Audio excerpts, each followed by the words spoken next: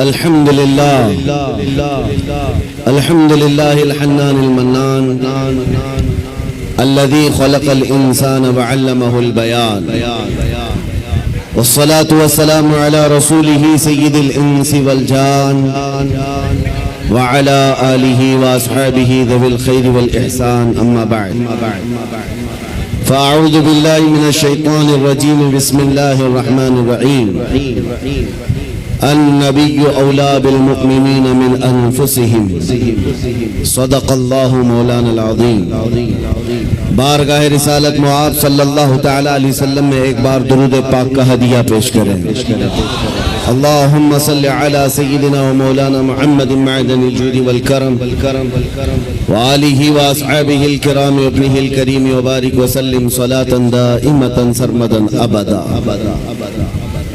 یہ میری بڑی سعادت اور خوش نصیبی کی بات ہے کہ پٹنہ میں اترنے کے بعد ربیع الاول کا چاند نظر آیا ہے۔ آج میری شروعات ربیع الاول کی آپ کے اس شہر سے ہو رہی ہے۔ پہلے تو ہم صرف پٹنہ کی سیاست ہی جانتے تھے، سیاسی ہلچل یہاں کی اخباروں کی گرمی نظر آتی تھی، لیکن آج اترنے کے بعد عشق رسول کی گرمی بھی دیکھنے کو مل رہی ہے۔ یقیناً چھوٹی جگہ ضرور ہے۔ ناظم اجلاس کفیل انبر صاحب سے آپ سن رہے تھے،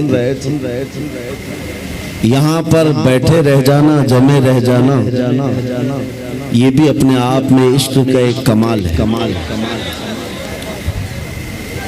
ابھی بیٹھے بیٹھے دو چیزیں آپ محسوس کر رہے ہوں گے۔ مجھ سے پہلے ایک نعت مداح رسول شاکر صاحب پڑھ رہے تھے اور نظامت کفیل انبر صاحب کر رہے تھے۔ دونوں میں ایک کامن چیز دکھ رہی تھی، پیچھے سے سننے والا دونوں کو بھی نہیں پہچان سکتا کہ اتنی عمر والا اتنی سریلی آواز میں نعت پڑھتا ہو اور اتنا دبلا پتلا آدمی اتنا گرج کر نعرے لگاتا ہو۔ دونوں بھی سمجھ سے باہر تھی۔ اس عمر کا آدمی اتنی میٹھی آواز میں نعت پڑھ رہا ہے اور دور سے سننے والا کفیل صاحب کے نعرے کو یہ سمجھتا ہوگا کہ بہت بڑا ہٹا کٹا آدمی ہوگا۔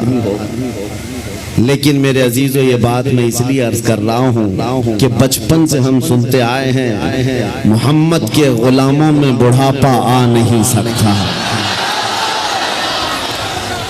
رسول کریم صلی اللہ تعالی علیہ وسلم کی غلامی میں جو بال سفید ہو جائیں تب بھی بوڑھا نہیں ہے، جسم اگر گل جائے تب بھی کمزور نہیں ہے۔ باقی اگر حضور سے دور ہو کر ہٹا کٹا پہلوان بھی ہو تو ہماری ٹھوکروں میں ہے، اور حضور سے وفا کرتا ہے، ویل چیئر پر بیٹھا ہے، تب بھی وہ ہمارا امام ہے، وہ ہمارا امام ہے۔ دنیا جانتی ہے طاقت و قوت اس کرسی کا نام نہیں ہے، طاقت و قوت عشق مصطفیٰ کا نام۔ عزیزان گرامی وقار، اصل زندگی کیا ہے اس کو آج محسوس کرنے کی ضرورت ہے۔ سبحان اللہ۔ ہم اپنی تعریف پسند نہیں کرتے، یہ ان کی محبتیں ہیں جو اس طرح سے ہمیں بلاتے ہیں۔ میں نبی کریم صلی اللہ تعالی علیہ وسلم کے دربار عالی جاہ کے غلاموں کا ایک ادنا کتا ہونے پر فخر محسوس کرتا۔ سگے طیبہ سب کہہ کے پکارے بے دم وارسی نے یہ دعا کیا تھا، یا رسول اللہ ساری دنیا مجھے مدینے کا کتا کہہ کر پکارے، سگے طیبہ سب مجھے کہہ کر کے پکارے بے دم، یہی رکھیو میری پہچان مدینے والے۔ اے میرے عزیزو، آج ہمیں فخر اسی بات پر ہونا چاہیے کہ دنیا مجھے نبی کے نام سے جوڑ کر کے پہچانے، حضور کی غلامی میں مجھے پہچانے، میرے منصب سے، میرے عہدے سے، میرے مال سے، میری جائیداد سے، میرے خاندان سے نہیں۔ دنیا اگر حضور کی غلامی سے پہچانتی ہے تو اس سے بڑے کمال کی بات نہیں ہے۔ ہم سب کے لیے سب سے بڑے فخر کی بات ہمارا تعارف، ہمارا انٹروڈکشن حضور کے ذریعے سے ہو جائے، اس لیے کہ جس کا تعارف نبی پاک صلی اللہ تعالیٰ علیہ وسلم سے ہو گیا، آپ جانتے ہیں امام اہل سنت فاضل بریلوی امام احمد رضا خان قدس اللہ سرہ الشریف مجدد اعظم ہے، لیکن آپ سے اختلاف رکھنے والی جماعتوں میں بہت ساری ہیں۔ دوسری جماعتوں میں خاص طور پر اگر میں جماعت اسلامی کے بانی کا ذکر کروں، جن کا اہل سنت و جماعت بریلویت سے کوئی تعلق نہیں، دوسری جماعت اور دوسرے مکتبہ فکر کے ہونے کے باوجود بھی انہوں نے اعلیٰ حضرت کی تعریف میں صرف اتنا کہا ہے وہ بہت بڑے عاشق رسول تھے۔ سبحان اللہ۔ یہ نہیں کہا بہت بڑے پٹھان کے بیٹے تھے، بہت بڑے زمیندار تھے، بلکہ کہا بہت بڑے عاشق رسول تھے۔ دنیا اگر حضور کے نام سے پہچانتی ہے تب کوئی تمہیں فنا نہیں کر سکے گا، نام تمہارا ہمیشہ رہ جائے گا، بے نشانوں کا نشان مٹتا نہیں، مٹتے مٹتے نام ہو ہی جائے گا۔ آج اعلیٰ حضرت ہر جگہ کیوں کیا جاتا ہے؟ اس کی وجہ یہ ہے زندگی بھر اعلیٰ حضرت نے اپنے خاندان کے قصیدے نہیں پڑھے، جب اعلیٰ حضرت نے قلم اٹھایا ہے تو بارگاہ مصطفیٰ کی مدح سرائی کی ہے، جب قلم اٹھایا ہے میرے آقا کی شان میں لکھا سرور کہوں کہ مالک و مولا کہوں تجھے، باغ خلیل کا گل زیبا کہوں تجھے۔ 100 سال گزر جانے کے بعد بھی ان کے کلام پڑھنے سے مرجھائے ہوئے دلوں میں زندگی آ جاتی ہے، یہاں مرجھائی ہوئی کلیاں کھل جاتی ہیں۔ اعلیٰ حضرت کا اصول میں آپ کو بتا دیتا ہوں، اعلیٰ حضرت جس اصول پر چل رہے تھے وہ اصول یہ تھا رسول پاک کے سلسلے میں کہ ان کی بات کرو ہر دل پہ راج کرو، ان کی بات کرو ہر دل پہ راج کرو۔ یہ بہت عظیم فارمولہ میں آپ کو بتا رہا ہوں، حضور کی بات کرو پھر دیکھنا دنیا تمہیں کبھی فراموش نہیں کرتی، اور نہ ہی تمہارے مقام و منصب کو کوئی دوسرا دھکا لگا سکے گا۔ حضور کی بات کرو۔ آج ہمارے درمیان اختلافات نے جو جنم لیا ہے اس کی ایک اصل وجہ یہ بھی نظر آتی ہے کہ ہم اصل کو چھوڑ کر فرع میں لگ گئے، ہم جگہ جگہ چھوٹی چھوٹی جماعتیں بنا کر چھوٹے چھوٹے حلقے بنا کر اس کے پرچار میں لگ گئے، جبکہ ہمیں چاہیے کہ ہماری ساری انرجی بادشاہ اعظم کی تعریف میں خرچ ہو، سبحان اللہ، سبحان حضور اکرم صلی اللہ تعالیٰ علیہ وسلم کے لیے وقف ہو جاؤ۔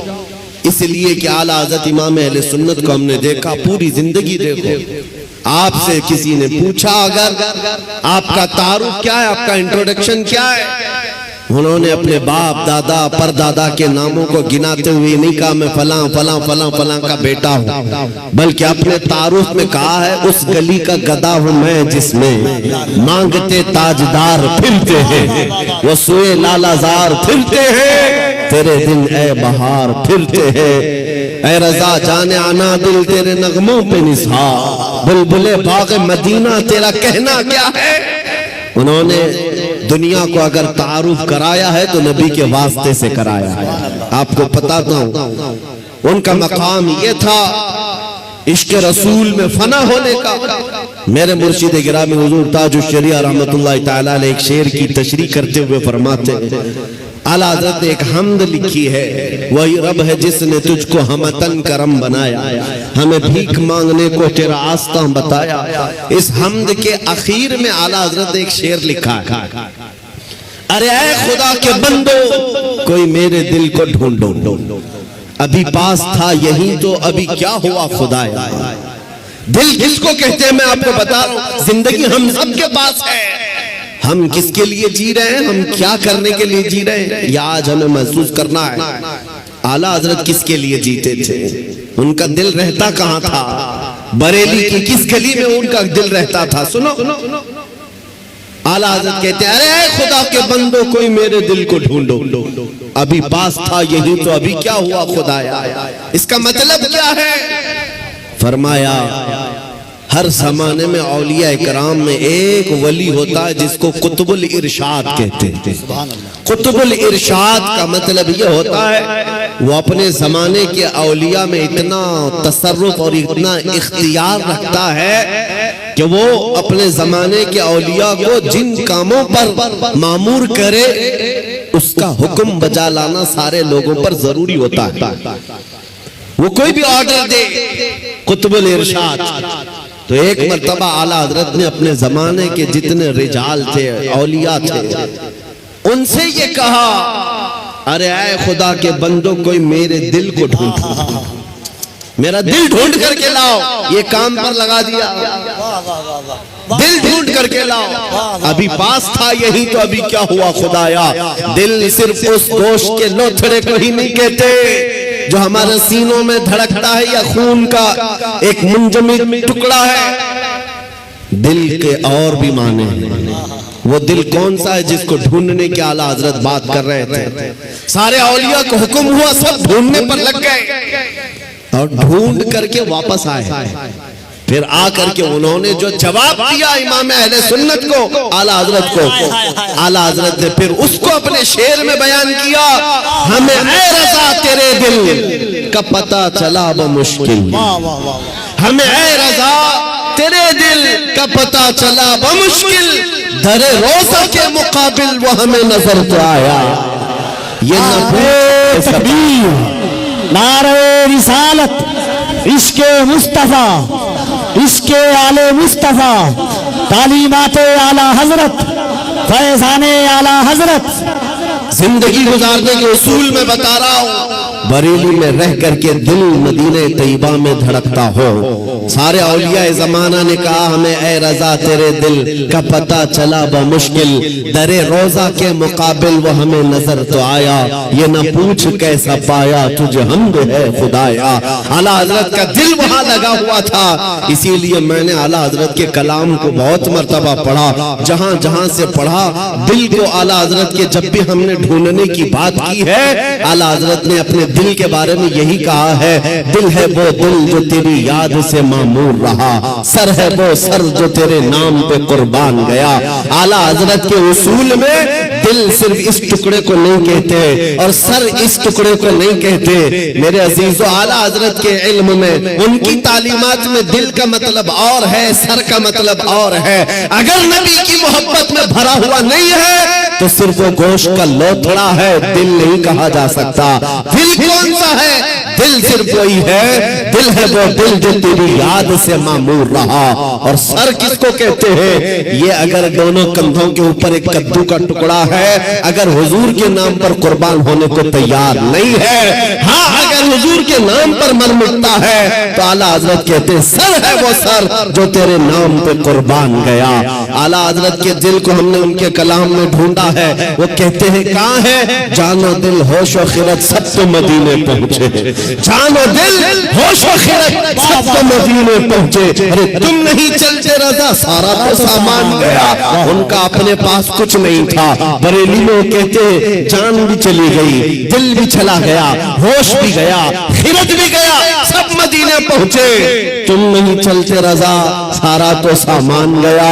اور پھر ان سے پوچھا گیا جان ہے کیا آپ کی؟ جان کس کو کہتے ہو آپ؟ کہتے ہیں جان ہے عشق مصطفیٰ، روز فضل کرے خدا، جس کو ہو درد کا مزہ، ناز دوا اٹھائے کیوں، پھر کے گلی گلی تباہ، ٹھوکرے سب کی کھائے کیوں، دل کو جو عقل دے خدا، تیری گلی سے جائے کیوں۔